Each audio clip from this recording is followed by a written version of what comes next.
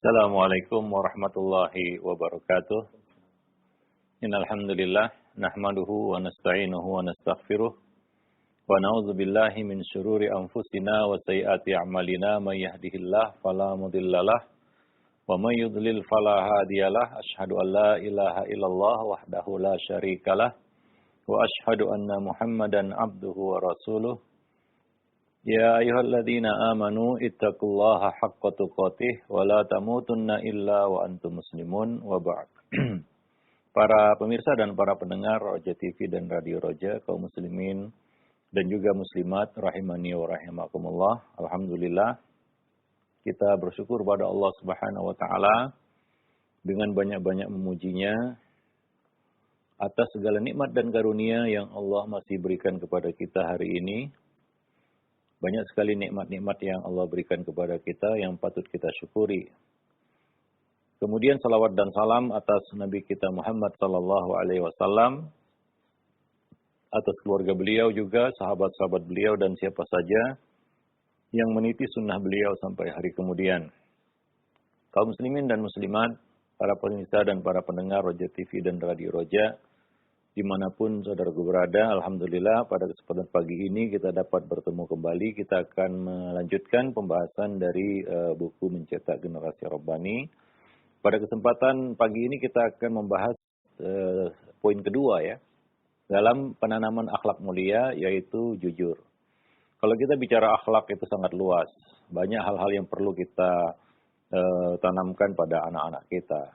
Tapi ada satu akhlak, ini adalah pilar utama di dalam akhlak, yaitu jujur. Ya, karena ini salah satu sifat ya seorang mukmin, yaitu jujur. Diperlukan usaha keras ya untuk menanamkan sifat ini pada anak-anak kita. Ya. Walaupun kita katakan bahwa pada dasarnya manusia itu suka kepada kejujuran. Namun ya, lingkungan, pergaulan, ya, pendidikan-pendidikan yang salah yang mereka terima, ini kadang-kadang mewarnai dan merubah fitrah itu. Maka perlu ya kita meletakkan dasar yang kuat di dalam masalah ini. Dan Islam menempatkan seorang anak itu juga manusia yang punya hak-hak dalam muamalah. Ya, maka orang tua tidak dibenarkan ya menipu dan berbohong kepada anak ya dengan cara dan alasan apapun. Anak jangan dibohongi. Karena membohongi anak, satu ya tentunya ini akan merupakan salah satu kesalahan ya orang tua. Yang kedua adalah ini secara tidak langsung ya mengajari anak untuk bohong. Ya, ketika anak dibohongi, maka apa yang ada di dalam benaknya yaitu bahwa bohong itu adalah suatu perbuatan yang legal. Ya, dia lihat orang dewasa, orang tuanya berbohong, maka apa yang terbetik di dalam hati mereka bahwa bohong itu adalah sesuatu yang bukan masalah, ya, bukan perkara besar, bukan perkara yang serius. Maka bohong ini nggak boleh, walaupun dalam konteks bercanda ya. Nabi SAW menjamin surga, bagian tengah surga bagi yang ya berkata jujur walaupun bercanda. Wa in kana mazihan. Dan Nabi mengatakan inilah amzah, walakin la aqulu illa haqqan. Aku juga bercanda kata Nabi, tapi aku tidak mengatakan kecuali yang benar. Dalam situasi ataupun di dalam kondisi kita bercanda saja, itu tidak boleh bohong. Ya apalagi perkara-perkara yang serius. Maka perlu ya kita membiasakan dan menanamkan ini kepada anak-anak. Ya, agar ini menjadi sesuatu yang dipertegas pada fitrah mereka. Pada dasarnya manusia itu suka kepada kejujuran. Dia menyintai kejujuran. Dan dia mau jujur.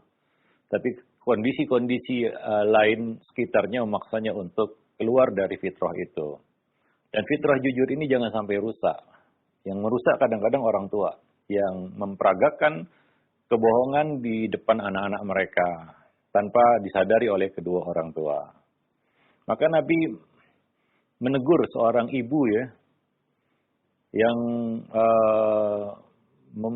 memancing anaknya dengan satu janji ataupun dengan satu perkataan yang itu ada unsur bohongnya atau bisa dia jatuh dalam kebohongan di situ.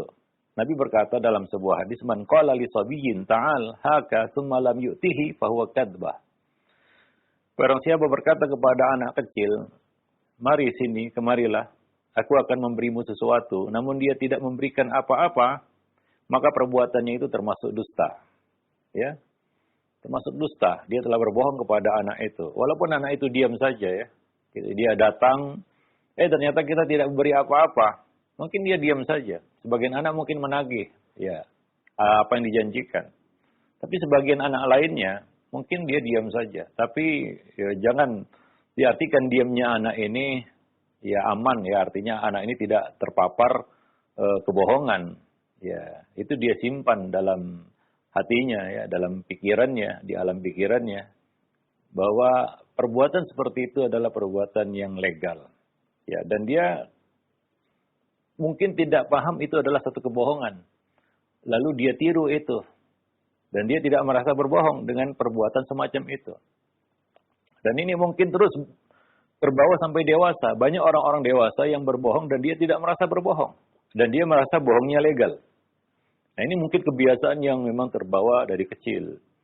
Ya, orang-orang yang dari kecilnya melihat kebohongan demi kebohongan dan itu seolah-olah biasa, maka ketika dia dewasa, ya, dia meniru apa yang dia lihat, dia saksikan itu, dia merasa bohong itu bukanlah sesuatu yang serius, ya, bukan satu masalah. Seperti ada sebagian orang, ya, berbohong itu enak saja, membohongi orang enak saja, nggak ada beban, ya, merasa bukan suatu kesalahan, ya, walaupun kebohongannya terbongkar. Tidak ada ekspresi bersalah, menyesal, atau ingin bertaubat. Ya, bahkan dia mengulang-ulang kebohongan itu berkali-kali. Ya, bahkan sampai kepada kondisi yang serius, yaitu kebohongan yang bisa merugikan pihak lain. Ya, yang namanya penipuan. Penipuan itu kan kebohongan sebenarnya. Tapi kenapa orang tega menipu ya? Yang memang itu berawal dari kebohongan yang dibangun sedikit demi sedikit. Akhirnya mengkristal menjadi suatu kejahatan yang namanya penipuan. Ya, kita lihat sekarang ini orang dengan mudah ya melakukan aksi penipuan. Dia bangun kebohongan demi kebohongan untuk menuju satu puncak yang namanya penipuan. Para pemirsa dan para pendengar yang dimuliakan Allah. Maka ini perlu kita asas dari kecil, ya, dari anak-anak. Sebagian anak yang memang dididik oleh orang tuanya untuk jujur, ya, sehingga jujur itu adalah menjadi suatu kebiasaan, maka bohong itu adalah suatu perkara yang sangat berat baginya. Dan dia nggak bisa berbohong. Keluh lidahnya, keluh lisannya untuk berbohong. Sebagian anak orang yang seperti itu. Nah, itu tentunya terbiak dari orang tua yang menanamkan kejujuran itu dan serius menanamkannya. Nah, sebagian anak lagi sebaliknya ya, dia terbiasa berbohong karena itu yang dia saksikan di rumahnya.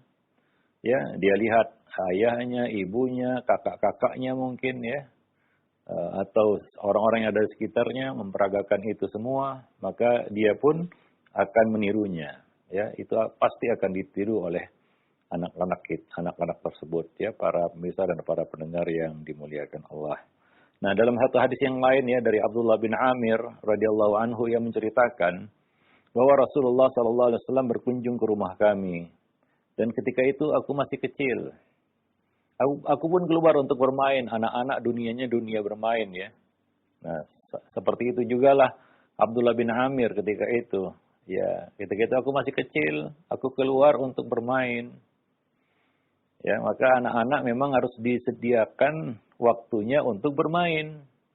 Jangan diforsir untuk ya misalnya belajar terus-menerus kan begitu ya. Kerja terus-menerus dan lain sebagainya. Ya, sisihkan waktu mereka, porsi yang kita harus berikan kepada mereka untuk bermain. Ya. Nah, jangan kita katakan anak-anak ini ngapain buang waktu untuk bermain ya. Tidak seperti itu. Ini bukan orang dewasa. Orang dewasa memang waktunya bukan bermain lagi, apalagi sudah lanjut usia. Ya. Tapi anak-anak itu masanya adalah masa bermain. Maka Nabi juga bermain-main dengan anak-anak dan membiarkan mereka bermain, ya. Nah, jadi ya jangan rampas ya hak mereka itu dari mereka di masa kecil. Nah, kalau sudah besar, mungkin waktunya bukan bermain lagi. Nah, jadi Abdullah bin Amir pun keluar untuk bermain ya, seperti anak-anak yang lainnya. Itu normal. Ya. Tidak lama berselang, ibuku bersuruh, ya, memanggilku dan berkata, Abdullah, kemarilah. Aku akan memberimu sesuatu. Ya, biasa ya, orang tua untuk memancing anaknya macam-macam tips dan trik yang dilakukan. Kalau sekarang supaya anaknya anteng dikasih gadget kan begitu ya, tenanglah anak itu. Ya, nah, biasanya menjanjikan sesuatu itu orang tua. Mari sini, akan kuberi sesuatu. Ya. Maka Nabi bertanya kepada ibuku, apakah yang hendak engkau berikan kepadanya? Ya, apa yang engkau janjikan kepadanya? Apa yang engkau akan berikan kepadanya? Ibuku menjawab, aku akan memberinya kurma. Ya. Kemudian Nabi berkata, jika ternyata kamu tidak memberinya sesuatu, maka akan ditulis bagimu dosa berdusta. Ya, walaupun itu konteksnya kan mungkin bagus ya, niatannya bagus supaya anaknya pulang berhenti bermain ya. Nah, tapi tidak boleh itu dilakukan dengan kebohongan. Jadi pendidikan harus dijauhkan dari kebohongan. Walaupun mungkin tujuannya baik ya. Nah, tapi akibat yang ditimbulkannya adalah sangat buruk. Anak akan menilai itu adalah satu kebohongan dan itu legal untuk dilakukan. Dan itu sangat negatif. Para pemirsa dan para pendengar yang dimuliakan Allah. Maka apapun itu tujuannya, itu tidak dibolehkan. Ya, kebohongan itu harus dijauhkan dari dunia pendidikan. Ya, apalagi kebohongan berjamaah begitu ya. Seperti guru membiarkan anak-anaknya mencontek satu sama lainnya dan itu terjadi di hadapan mereka waktu ujian lagi kan begitu ya. Dibiarkan begitu dan anak-anak lihat itu kebohongan yang dibangun oleh guru mereka sendiri. Itu luar biasa dampaknya ya terhadap kejiwaan anak itu. Kalaulah dari kecil mereka sudah biasa berbohong berjamaah seperti itu. Wah, ini bagaimana masa depan generasi penerus Islam ya kalau seperti itu dididik gitu ya. Bagaimana generasi penerus kita. Kalau seperti itu ya kita mendidik mereka. Ya, ini luar biasa keburukannya. Maka dari itu yang namanya dunia pendidikan harus dijauhkan dari kebohongan, ya. Jangan dibumbui dengan kebohongan, ya. Nah, demikian harus dibersihkan dari perkara itu. Nah, demikian. Jadi amat disayangkan ya. Masih banyak orang tua pada hari ini, mungkin kita juga yang menganggap remeh hal ini. Ya, menanamkan kejujuran ini. Ya, mereka menyepelekan ya kejujuran dalam pergaulan ya bersama muamalah bersama anak-anak. Ya, kadang-kadang orang dewasa ini mudah berbohong gitu. Ya, dengan 1001 alasan. Karena memang ya seiring dengan bertambahnya usia ya, fitrah yang putih itu kan sudah abu-abu gitu ya. Berbeda dengan anak ya, fitrahnya masih putih. Nah, kita yang sudah dewasa ini sudah banyak makan asam garam lah kata orang tua, kata orang yang sudah tua kan begitu ya. Sudah banyak kotoran. Dan kadang-kadang sebagai orang tua, orang dewasa, ya bohong dalam percakapan itu satu yang biasa mungkin. Tapi bagi anak-anak yang masih polos, itu satu hal yang mengganjal sebenarnya. Tapi kalau itu terus diperlihatkan kepada mereka, ya lama-lama mereka kan terbiasa dengan itu. Dan ya, memang itu akan tumbuh dia. Seperti kata Nabi, ya, inna rajula yakdzib, wa la yazalu yakdzib, wa yataharral kadzib, ya, wa hatta yuktaba indallahi kadzdzaba. Orang itu berdusta, lalu selalu berdusta, dan mencari-cari celah untuk berdusta. Lama-lama dia menjadi seorang pendusta. Jadi itu terbangun dia. Ini adalah satu penyakit yang terus berkembang. Kalau tidak dihentikan. Mulai dari stadium 1, stadium 2, stadium 3, sampai stadium 5 udah parah. Ada orang yang parah kebohongannya. Hingga nggak bisa dibedakan kapan dia jujur, kapan dia bohong. Ya ada yang sampai stadium seperti itu ya. Sehingga kadang-kadang kita nggak bisa membedakan ini orang kapan jujurnya, kapan bohongnya, ya. Nah demikian. Wallahu a'lam bishawab. Nah jadi ini tentunya seperti yang kita sebutkan tadi ya, anak itu ya sangat memperhatikan apa yang dia lihat dan dia akan berusaha untuk meniru apa yang mereka saksikan, ya.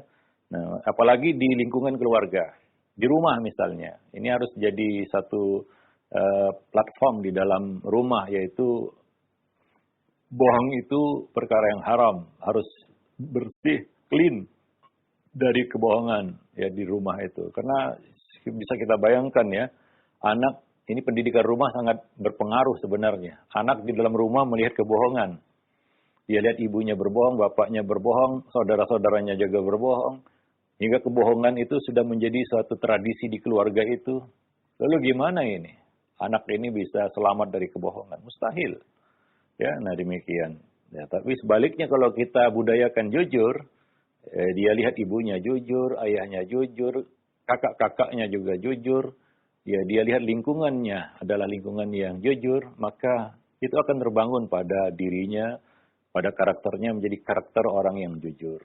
Dan dia suka kejujuran dan berat untuk berbohong begitu, karena itu bukan tradisi yang dia lihat di rumahnya. Ya begitu, pendidikan rumah itu sangat berpengaruh pada anak, ya, para pemirsa dan para pendengar yang dimuliakan Allah. Maka memang untuk menanamkan kejujuran ini perlu lingkungan dan perlu kerjasama dari semua pihak yang ada di rumah, ayah, ibu, dan demikian juga ya anak penghuni rumah, ya. Siapapun yang berada di situ, mungkin kita tinggal, orang tua tinggal bersama kita, maka ini perlu, ya, untuk mencegah, ya, virus bohong ini supaya tidak menyebar di rumah tersebut. Ya, nah ini harus diantisipasi. Nah, jadi ya, ada kiat-kiat untuk membentuk kejujuran pada anak. Ada beberapa poin, ya. Ya, yang pertama adalah membiasakan putra-putri kita berbicara jujur. Ya, membiasakan mereka untuk berbicara jujur. Itu yang pertama. Artinya kalau kita lihat ada satu kebengkokan, ya, atau kebohongan, itu segera diluruskan. Nah, ya, beritahukan kepada mereka pengertian jujur itu apa, dan jelaskan perbedaan antara jujur dan bohong. Ya, nah demikian. Ya, mungkin ini pengaruh dari luar, ya pengaruh dari teman-temannya, ya. Nah, ya, jadi harus diantisipasi dari awal sejak dini, ya supaya tidak menjadi kebiasaannya, ya supaya tidak menjadi satu karakter yang terbentuk pada dirinya. Itu yang pertama. Biasakan mereka untuk berbicara jujur. Nah, kalau ada indikasi mereka berbicara bohong, ini perlu kita segera lakukan tindakan antisipasi, ya. Nah, demikian. Yang kedua, doronglah putra-putri kita agar bersikap jujur dengan memberitahukan ganjaran dan dampak positifnya di dunia maupun di akhirat. Memberikan pujian jika mereka jujur, ya. Apresiasi juga, ya. Nah, demikian ini perlu ya, membangun bahwa jujur itu adalah mulia. Bohong itu tercela, ya. Jujur itu akan membawa kebaikan dunia dan akhirat. Sementara bohong itu adalah keburukan, ya, yang akan berusaha untuk ditutupi dengan keburukan pula. Maka bohong itu ya memang berantai dia efeknya. Satu kebohongan akan kita berusaha tutupi dengan kebohongan yang lain hingga tidak ada ujungnya. Nah, ini yang harus kita jelaskan kepada mereka, ya pentingnya bersikap jujur dan pujian, ya, yang didapat bagi orang-orang yang jujur. Nah, demikian. Kemudian yang ketiga, ini salah satu perkara yang penting juga, yaitu menjadi figur teladan bagi anak-anak kita. Jangan pernah berbohong, ya, walaupun kondisinya ataupun dalam konteks bercanda, ya, apapun konteksnya, jangan pernah berbohong. Apabila kita terlanjur berbohong atau terbukti berdusta, ya, kadang-kadang anak-anak itu ya nyeletuk juga dia, ayah bohong, ibu bohong. Itu jangan anggap sepele itu perkataan seperti itu. Bila itu muncul dari anak, coba cari tahu dia di mana sisi kita itu dikatakan bohong sama anak, begitu. Dan kalau memang ternyata benar, akuilah kesalahan itu, beristighfar, kalau perlu minta maaf kepada anak. Ya, agar mereka tahu bahwa berbohong itu salah, satu, perlu beristighfar, taubat, dan perlu minta maaf apabila orang itu berbohong. Ini satu pendidikan yang kita berikan kepada mereka. Ya, jangan gengsi. Kadang-kadang sebagian orang tua menutupi kebohongannya dengan apa? Dengan kuasa yang mereka miliki sebagai orang tua. Kadang-kadang anak dimarahi lagi. Ya, karena nyeletuk orang tuanya bohong. Kadang-kadang ditakuti lagi. Ya, ditakut-takuti anak itu. Ya, diancam lagi. Ya, supaya bungkam begitu. Nah, memang mereka bisa saja bungkam. Artinya dimarahi sama orang tuanya. Ya, cuma ini pendidikan yang tidak baik bagi anak-anak tersebut. Nah, demikian. Jadi perlu keteladanan di dalam bab ini ya. Ya, orang tua harus ya serius untuk menampilkan ya figur kejujuran ya di depan anak-anak mereka. Ya, nah demikian. Itu yang ketiga. Yang keempat, apabila kita mengungkapkan kebohongan salah satu anak, jangan membeberkannya di depan anak-anak yang lain. Ya, nah ini bisa berakibat buruk. Ya, kita mempermalukannya di depan saudara-saudaranya atau di depan orang lain ya. Nah, perlu diberikan peringatan secara privasi, empat mata. Ya, perlu dilakukan pendekatan secara lemah lembut, tidak kasar. Tujuannya adalah agar anak mau menjelaskan sebabnya. Itu yang penting. Karena kita ingin mengatasi sebab-sebab dia berbohong. Nanti akan kita bahas secara khusus ya. Bab mengapa anak itu berbohong. Mengapa anak berbohong. Ini ada beberapa hal yang perlu kita ketahui di situ supaya kita bisa mengantisipasinya. Nah demikian. Karena ini sangat penting ya, dalam pendidikan. Ya, anak itu bisa jujur, terutama jujur sama orang tuanya. Ya, berarti kita sudah menyelesaikan 50% masalah pendidikan anak. Kalau anak itu mau jujur sama orang tuanya, dia adalah orang yang jujur, dia terbuka sama orang tuanya. Dia tidak berbohong. Dia tidak menyembunyikan ya keburukan dengan berbohong. Itu salah satu poin yang penting di dalam pendidikan. Karena kita akan terbantu ya, mudah untuk mengatasi masalah-masalah anak kalau dia mau jujur. Ya kadang-kadang anak itu ya berbohong dan mempertahankan kebohongannya karena dia mungkin kedapatan berbohong dan dia dipermalukan dengan kebohongan yang dilakukannya itu. Ya dan ingat ya bahwa hukuman tidak selalu dan tidak selamanya itu membuat orang jerah. Itu hukuman dalam Islam itu solusi terakhir. Ya, untuk ya menghentikan satu keburukan. Ya, menghentikan ya bukan menghilangkan kadang-kadang. Ya, maka jangan kita bersandar hanya dengan hukuman dan hukuman. Nah, kalau anak berbohong dihukum begitu ya. Kadang-kadang hukumannya juga ya ini merendahkannya, menghinakannya, mempermalukannya, ya. Nah, jadi berilah nasihat ya secara privasi ya, berbicara dari hati ke hati supaya dia bisa mengungkapkan kenapa dia harus berbohong dan ini bisa kita kita hilangkan sebab-sebab itu ya. Nah, demikian. Itu yang paling penting sebenarnya. Nah, ya, sebagian orang tua kadang-kadang ya langsung kepada solusi terakhir tadi yaitu hukuman, menghukum anak ketika berbohong. Ya, tidak selamanya ya keburukan atau kesalahan itu harus diawali dengan hukuman. Ya, nah demikian. Untuk meluruskan seorang istri yang nusyuz saja itu perlu 3 tahapan.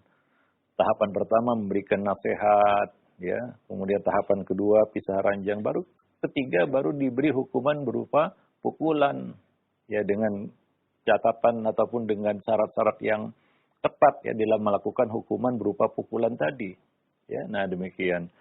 Nah, jadi tidak menyelesaikan ya, hukuman itu tidak serta-merta menyelesaikan masalah, apalagi di dalam bab ini. Jadi perlu melakukan pendekatan secara pribadi ya.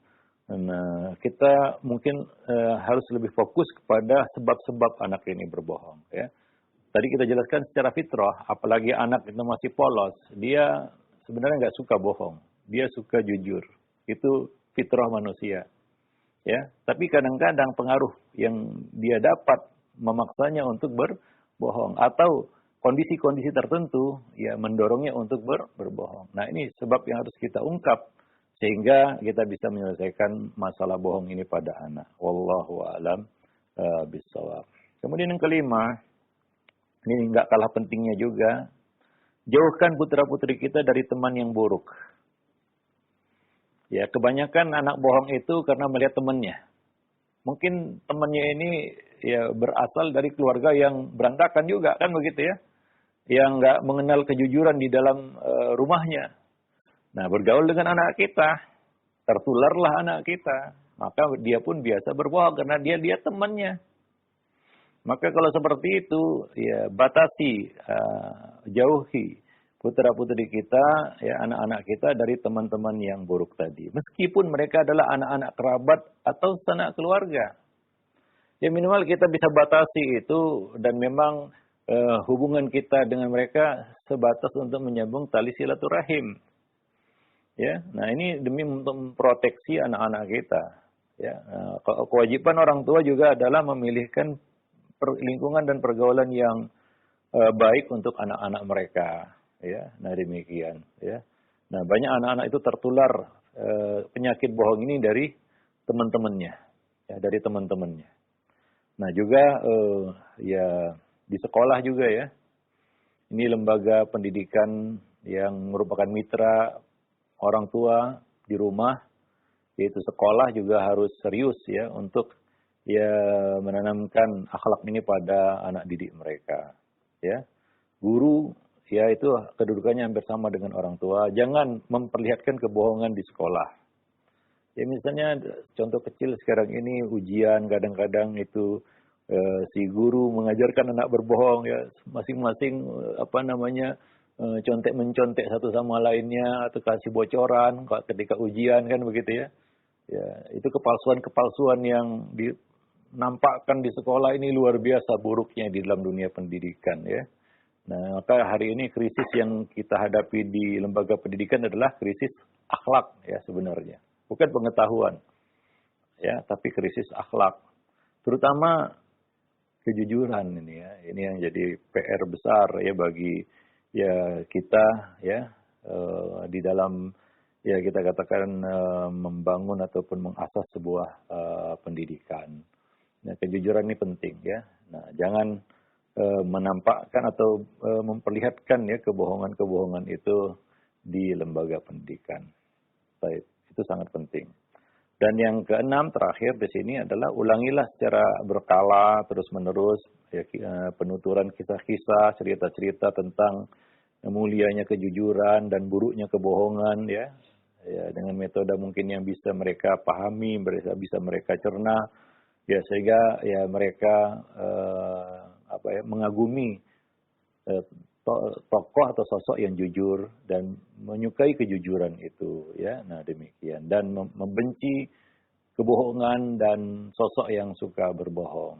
Nah, itu harus tertanam pada diri mereka. Itu kira-kira 6 poin ya yang bisa kita lakukan untuk membentuk kejujuran pada anak. Dan ingat sekali lagi ini adalah perkara akhlak yang tidak mudah untuk kita tanamkan kepada anak ya. Nah, demikian. Tapi ada satu modal berharga bagi kita bahwa anak ini ibarat lembaran putih ya, kertas putih yang masih segar fitrahnya ya, masih polos ya, masih lugu juga ya. Ya pada dasarnya mereka ini suka jujur, maka ini jangan dirusak. Segel kejujuran pada anak ini jangan dirusak. Ya biasanya yang merusak itu ya dari orang tua ya. Nah yang tanpa sengaja menyontohkan kebohongan ya, mungkin hal-hal yang sepele ya. Banyak hal-hal besar itu ya berakar dari hal-hal yang sepele ya. Nah ini yang harus kita dalam hal ini juga ibu bapak ya harus saling dukung mendukung ya.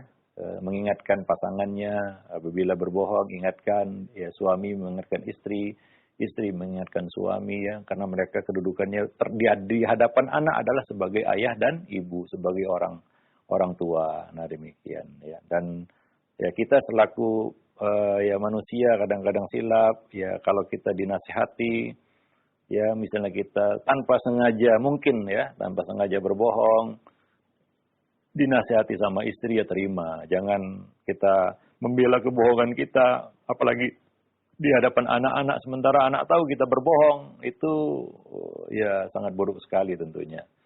Ya demikian ya, itu perlu kita ciptakan. Terutama di dalam rumah. Terutama di dalam rumah. Karena sekali lagi, ini sudah kita bahas sebelumnya ya, bahwa pendidikan di dalam rumah itu sangat besar ya, dampaknya dan efeknya bagi anak.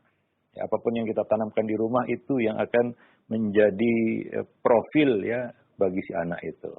Itu akan menjadi karakter pada diri anak itu. Nah demikian. Wallahu a'lam bishawab.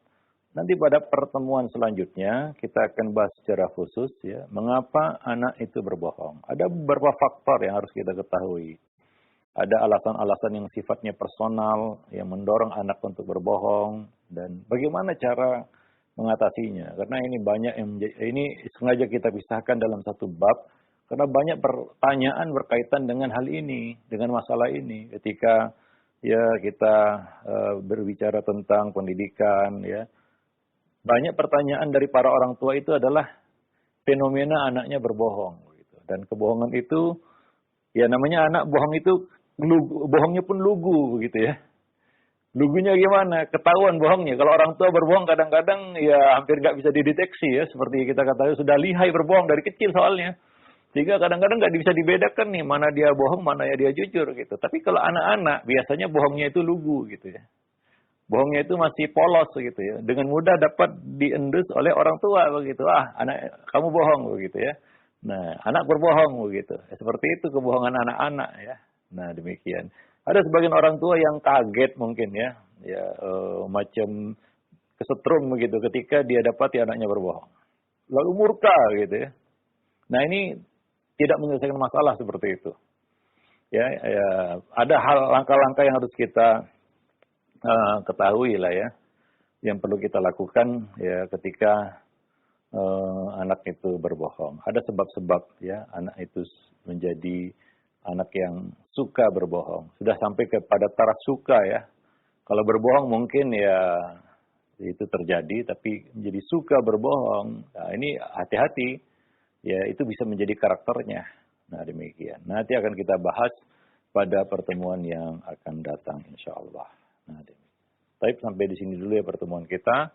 Berkaitan dengan pembentukan karakter jujur pada anak. Ya, bahwa ini adalah akhlak yang menjadi dasar bagi semua akhlak mulia. Karena Nabi pernah didatangi oleh seseorang dan dia bertanya tentang amal yang dia minta nasihat yang singkat dari Nabi SAW. Nabi cuma berkata kepadanya, berpesan kepadanya, la takzib, la takzib, la takzib. Jangan bohong, jangan bohong, jangan bohong. Nah itu saja pesan singkat Nabi kepada orang itu. Ternyata itu bukan perkara mudah untuk dia amalkan ternyata ya. Nah demikian. Ya ada satu riwayat tapi mungkin masih dipermasalahkan kesahihan atau validitasnya. Yaitu mukmin boleh memiliki banyak karakter. Banyak akhlak yang negatif ya.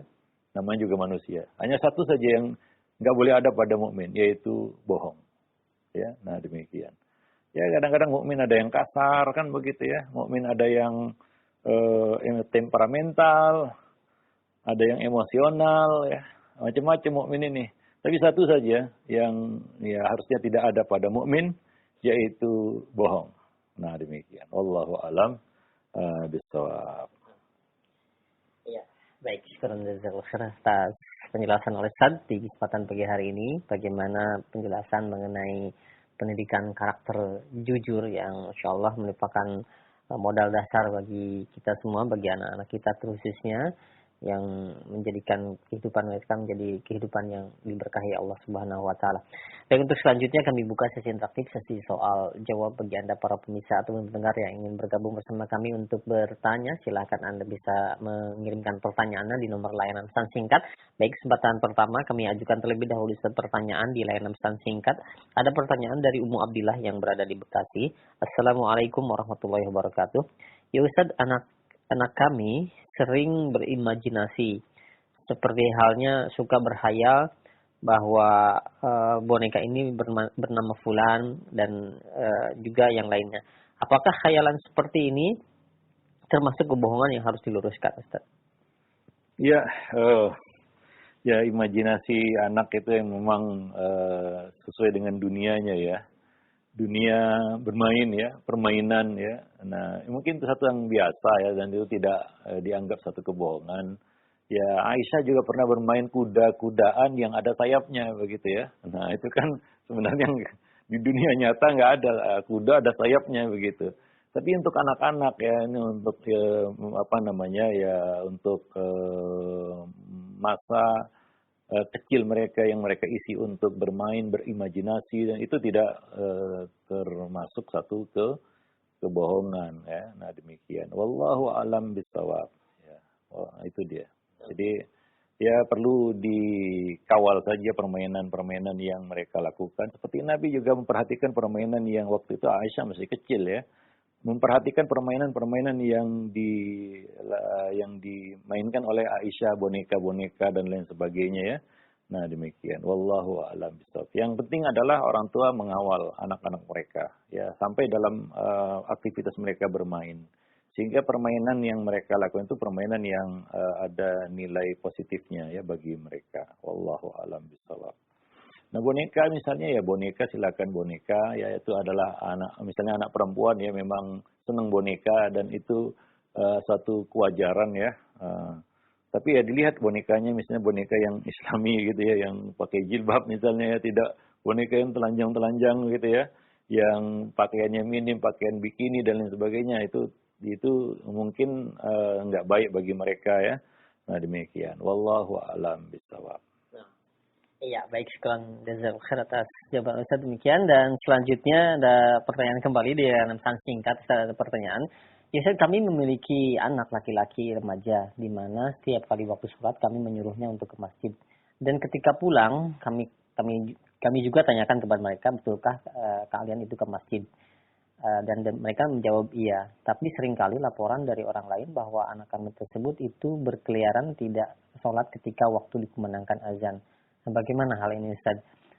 Terlihat seperti biasa saja ketika ditanya, iya, tidak ada raut muka untuk menjawabnya dengan dusta, Ustaz. Bagaimana menanggapi hal ini? Ini pembahasan yang akan datang mungkin ya, tapi nggak mengapa kita akan jawab di sini ya. Sebagai orang tua, tadi saya sebutkan ya, anak-anak, bahkan anak-anak remaja, bohongnya itu lugu ya. Lugunya gimana ya? Kita tahu dia bohong, itu tahu kita gitu ya. Nah, kadang-kadang sebagai orang tua juga yang mengetahui hal itu melontarkan satu hal yang nggak perlu gitu, bertanya gitu ya.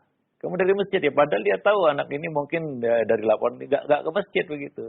Yang mana kalau dia tanyakan itu, jawaban yang bisa ditebak dari anak itu adalah bohong itu. Dia jawab iya gitu ya, nggak mungkin dia jawab tidak gitu. Orang-orang tuh kadang-kadang sudah tahu itu, tapi memaksakan pertanyaan itu gitu ya. Nah, ya karena si anak nggak mau dipermalukan ya. Misalnya ya dia berbuat salah, dia nggak, maka dia akan menutupinya dengan kebohongan. Ini perkara yang akan kita bahas nanti sebenarnya. Tapi ya seperti itu. Nah, jadi sebagai orang tua harus punya bijaksana juga ya dalam bab ini ya. Kadang-kadang ada banyak pertanyaan yang nggak perlu kita ajukan lagi kepada anak. Ya, dan kita bisa menebak kalau kita tanya, yang muncul darinya adalah kebohongan. Yang perlu bagi kita, yang penting bagi kita adalah mengatasi masalahnya. Dia nggak ke masjid ini kenapa? Ya. Nah, kalau kita tanya, ya dia bohong, kita marah lagi kan begitu ya. Padahal kita sudah tahu dia akan jawab itu dengan kebohongan. Jadi masalahnya nggak selesai ya. Jadi langsung kepada inti masalah yang harus kita pecahkan pada anak itu begitu ya. Misalnya dia nggak ke masjid keluyuran, kenapa? Apa sebabnya? Mungkin dia ada masalah di masjid dengan pihak masjid kan begitu ya, atau dia menghindari masjid itu karena satu dan lain hal yang perlu kita ketahui sebab-sebabnya. Nah, dan ketika kita tahu itu, ya coba kita selesaikan masalah itu secara spesifik ya. Nah, misalnya apa? Dengan menyertainya, dengan membawanya bersama ke masjid, sehingga dia tidak ada peluang untuk melakukan ya itu tadi ya, berkeliaran tadi ya, ternyata nggak ke masjid. Coba didampingi begitu. Ya, ajak dia untuk ke masjid bersama untuk beberapa waktu gitu ya. Ya, kadang-kadang anak itu tahu dia, wah ini orang tua saya sedang meluruskan saya ini. Ketahuan saya ini nggak ke masjid gitu. Tapi kita nggak perlu ngomong bahwasanya ya kita cecar dia dengan satu pertanyaan untuk dia buat pengakuan. Kadang-kadang itu nggak perlu juga, ya, karena kita ingin dia tahu salah. Karena anak itu akan lebih elegan jika dia tahu salahnya sendiri tanpa orang tua harus ngomong begitu ya. Dia sadar sendiri dia salah itu ya. Kenapa saya didampingi orang tua? Ini saya sebenarnya saya nggak ke masjid gitu ya. Saya berkeliaran gitu. Saya bukan pergi ke masjid gitu. Nah demikian. Itu mungkin lebih bisa memperbaiki keadaan. Ya daripada menimbulkan masalah baru ya. Itu apa? Kita berkutat nanti masalah dia bohongnya begitu. Bukan dia nggak ke masjidnya kan gitu.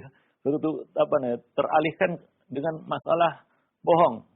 Yang mana dia bohong itu juga untuk menutupi kesalahannya. Ini salah satu sebab anak itu berbohong. Itu untuk menutupi kesalahannya. Ya, nah demikian.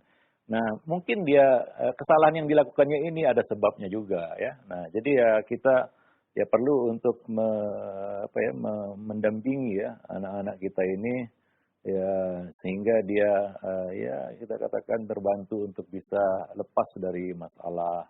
Ya, lepas dari kesalahannya. Nah, memang itu tugas orang tua dan kadang-kadang berat dan perlu pengorbanan, kan begitu ya. Nah, ya masalah anak memang banyak sekali, apalagi hari ini. Ya, orang tua, itulah kenapa anak kita terus ditempel, apalagi hari ini. Ya, nah, wallahu alam bishawab. Ya, nah, ya kita tidak mudah mendidik anak hari ini. Ya. Terus terang itu sejujurnya seperti itu. Tidak mudah untuk mendidik anak hari ini. Apalagi ya berada di kota besar ya seperti Jakarta atau kota-kota besar lainnya ya. Nah, lingkungan dan pergaulan kita tahu sendiri beda, mungkin orang yang tinggal di pegunungan ya atau di tempat lain itu berbeda. Jadi masing-masing ya orang mungkin menghadapi masalah yang berbeda-beda di dalam pendidikan anak. Apalagi hari ini ya. Pengaruh gadget juga luar biasa ya. Sekolah-sekolah juga kita tahu sendiri bagaimana kondisinya. Kadang-kadang belum bisa diandalkan untuk ya menanamkan ya apa yang sebenarnya kita inginkan dari akhlak-akhlak mulia kan begitu. Ya, seperti itulah. Ya. Nah, Ustaz. Baik, sekarang jazakallahu atas jawaban dan nasihatnya. Demikian, dan selanjutnya kami berikan kesempatan untuk Anda yang ingin bertanya di layanan dan telepon secara langsung untuk pembahasan di kesempatan pagi hari ini. Ya, silakan, sudah masuk. Halo.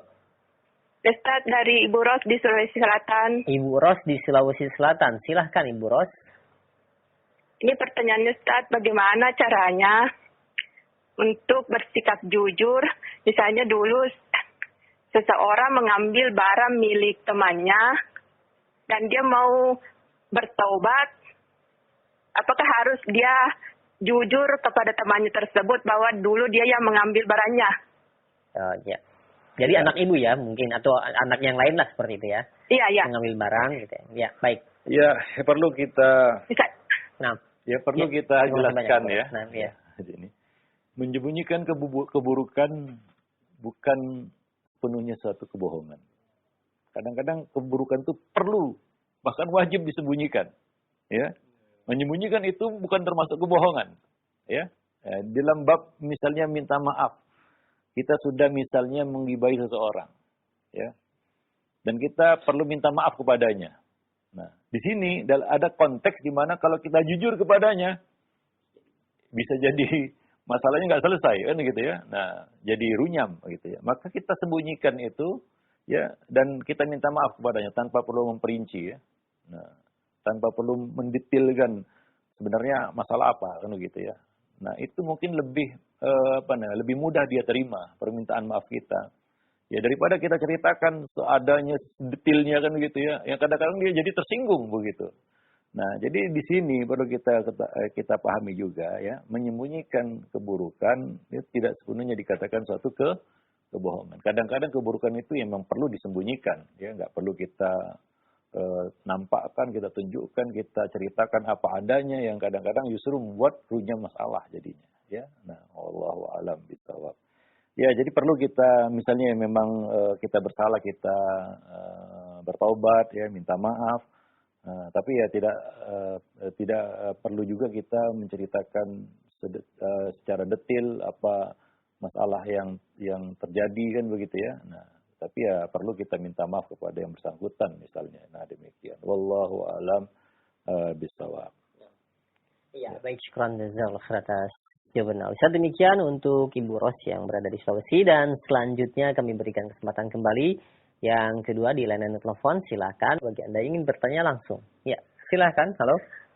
Assalamualaikum Pak Ustaz. Waalaikumsalam warahmatullahi wabarakatuh. Dengan siapa di mana? Ini dengan Ummu Sofi Pak di Riau. Iya, baik, silakan. Mau nanya Pak Ustaz, gimana ya Pak Ustaz menghadapi anak yang baru TK? Kadang kalau dibilangi sama ibunya gitu masih mau melawan gitu. Kadang kan kita nggak terkontrol gitu ya Pak ya. Kadang nggak tahu ngomong gimana gitu. Takutnya kan dijabah sama Allah. Kadang melihat anak dibilangi gitu nggak mau. Yang kedua Pak Ustadz, gimana ya Pak Ustadz supaya anak kita tuh menjadi anak yang soleh-soleha gitu Pak Ustadz. Sedangkan orang tuanya kan belum dikatakan soleha gitu sama orang tuanya dulu. Ya, sekian ya Pak Ustadz. Assalamualaikum. Waalaikumsalam warahmatullahi wabarakatuh. Ya, memang di dalam masalah ini ya, di dalam bab ini ya, modal paling penting yang harus dimiliki oleh setiap orang tua adalah sabar. Karena kesabaran itu akan menghasilkan satu kata, yaitu konsistensi di dalam memberikan pendidikan. Ya, kadang-kadang orang tua sudah patah arang ya, sudah merasa tidak ada harapan, lalu muncul doa-doa yang nggak baik, mengatakan wah ini dasar kamu anak nakal kan gitu ya, muncul juga kata-kata anak durhaka dan lain sebagainya, yang itu bisa menjadi doa yang buruk bagi anak-anak tersebut kan begitu ya. Nah, memang modal yang paling penting mendidik anak itu ya sabar. Nah, sabar itu yang harus dimiliki oleh setiap pendidik ya, orang tua apalagi begitu. Itu yang bisa membuat kita konsisten ya, istiqomah di dalam mendidik gitu ya, ya dengan sabar, lemah lembut kan begitu ya, terus menerus ya, karena kesabaran itu akan melahirkan dawam ya, konsistensi kita di dalam melakukan tugas yang berat itu. Memang berat ya, kadang-kadang kita harus nahan emosi ya, ya kadang-kadang kata orang sekarang makan hati kan begitu ya. Nah, demikian ya, apalagi anak masih TK tadi, wah itu lebih-lebih lagi gitu, lebih-lebih lagi kalau masih usia-usia balita ya, yang mana ya pendekatan yang harus kita lakukan adalah pendekatan yang positif ya, karena mereka juga punya hati yang sangat sensitif begitu. Nah, ya anak itu macam-macam sekarang ini pengaruhnya ya, kita tahu tadi sudah kita singgung sedikit ya. Banyak anak sekarang sudah terpapar dengan teknologi ya. Ya, teknologi itu senjata bermata dua ya. Nah, sekarang ini jangankan anak TK, yang di bawah TK saja itu sudah akrab dengan gadget.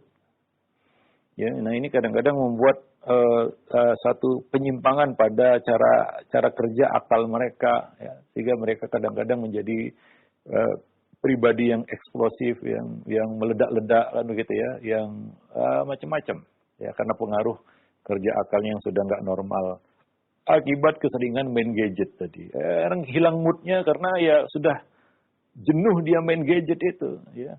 Ya sudah sudah jadi bad mood dia jadinya. Hingga kadang-kadang mau melawan aja, dan dia perlu ya kita lihat ya, dan kita kita kita singkirkanlah hal-hal yang membuat dia jadi seperti itu. Nah, demikian. Wallahu a'lam bishawab ya. Dan satu faktor lagi ya yang perlu ya, yaitu doa. Nah, doakan anak-anak kita, jangan jemu ataupun jangan bosan untuk mendoakan anak ya, karena ikhtiar kita cumalah mendidik ya terus. Namun keputusan akhir finalnya kan ada di tangan Allah Subhanahu wa taala. Ya, Allah telah memberikan contoh Ya, anak seorang nabi itu hidayahnya bukan di tangan ayahnya yang seorang nabi. Ya, anak Nabi Nuh. Ya, itu kurang apa? Ya, cuma memang keputusan akhir ada di tangan Allah Subhanahu wa taala. Perlu kita minta itu kepada Allah Subhanahu wa taala. Ya, mungkin itu cobaan sabar tadi ya. Ya, kita terus sabar dan berdoa, ya mudah-mudahan Allah akan berikan hasil yang manis gitu ya. Ya, buah yang manis di akhirnya nanti ya, dari kesabaran kita dan kesungguhan kita mendoakan anak-anak kita. Nah, demikian. Ingat sabda Nabi, innaman nasr ma'as sabr. Sesungguhnya pertolongan Allah itu turun bersama kesabaran. Ya, wallahu a'lam bishawab. Nah, jangan patah arang ya. Kalau patah arang selesai sudah ceritanya, ya nggak ada lagi pendidikan yang diberikan kalau sudah ketuk palu kita. Udahlah selesai ini anak, memang anak seperti ini kan gitu ya. Memang mungkin dasar keturunannya ya. Kadang-kadang kita kan itu seperti kehilangan akal. Lalu kita kaitkan dengan hal-hal yang kadang-kadang nggak relevan begitu. Ini memang dari sononya sudah seperti ini. Ini mungkin keturunan bapaknya pembawaan dari, ya itu nggak menyelesaikan masalah seperti itu. Itu lebih kepada keputusasaan sebenarnya. Ya. Putus asa sudah. Ya, jadi sabar itu akan melahirkan konsistensi kita di dalam melaksanakan suatu kewajiban, tugas yang ini berat ini ya. Yang kita hadapi makhluk bernyawa, bukan robot yang bisa diprogram. Wallahu a'lam. Ya.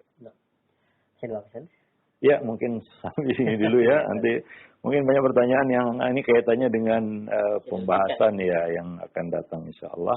Nah, demikian saja, mudah-mudahan bermanfaat. Aqulu qouli hadza, astaghfirullah li wa lakum wa lisairil muslimin innahu huwal ghafurur rahim.